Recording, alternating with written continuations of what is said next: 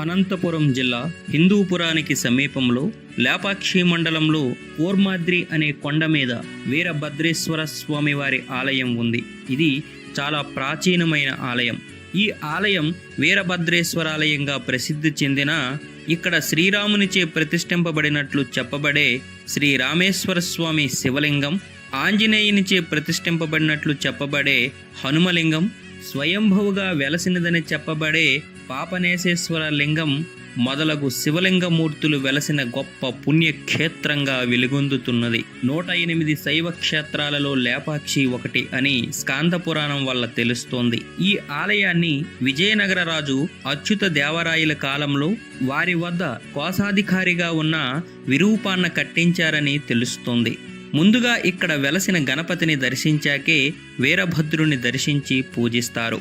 ఈ ఆలయం అలనాటి విజయనగర సామ్రాజ్య కళాకారులచే అత్యంత హృదయంగా సుందరంగా నిర్మించబడింది.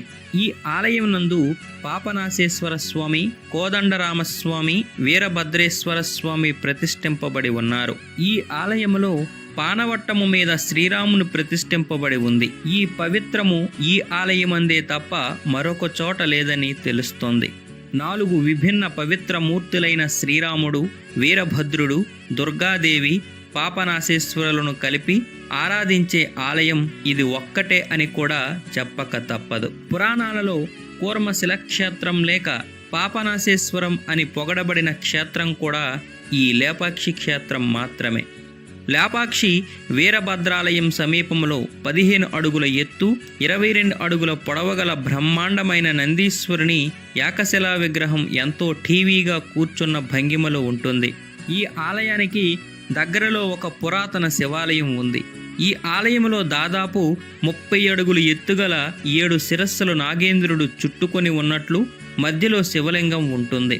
చక్కటి శిల్పచాతుర్యంతో కూడిన స్తంభాలు, మంటపాలు మరియు అనేక శివలింగాలతో కూడి ఉంటుంది. ఇక్కడ ఉన్న పాపనాశేశ్వర స్వామి అగస్త్య మహర్షిచే ప్రతిష్ఠింపబడిందని కూడా ప్రతీతి ఉంది. ఒకరికెదురుగా మరొకరుగా పాపనాశేశ్వరుడు అంటే శివుడు, రఘునాథమూర్తి అంటే విష్ణువు ఉండి శివకేశవులకు భేదము లేదని చక్కని మత సామరస్యాన్ని ప్రదర్శించుట ఈ ఆలయం మరో ప్రత్యేకత. సీతమ్మ వారిని అపహరించుకొని పోతున్న రావణునితో జటాయువు అనే పక్షి యుద్ధం చేయగా రావణాసురుడు దాన్ని 2 ముక్కలు తెగనరికాడు. చివరి వరకు వీరోచితంగా పోరాడిన ఆ పక్షిరాజు నేలకూరింది. రామునికి ఈ విషయం తెలిసే వరకు తనకు మరణం రాకూడదని కోరుకుంది. సీతాన్వేషణలో రాముడు అటువైపుగా వచ్చి జటాయువును కలిసి విషయం తెలుసుకున్నాడు. సీతను రావణుడు అపహరించుకొని పోయాడని, జరిగిన విషయమంతా చెప్పి తన తుదిశ్వాస విడిచింది.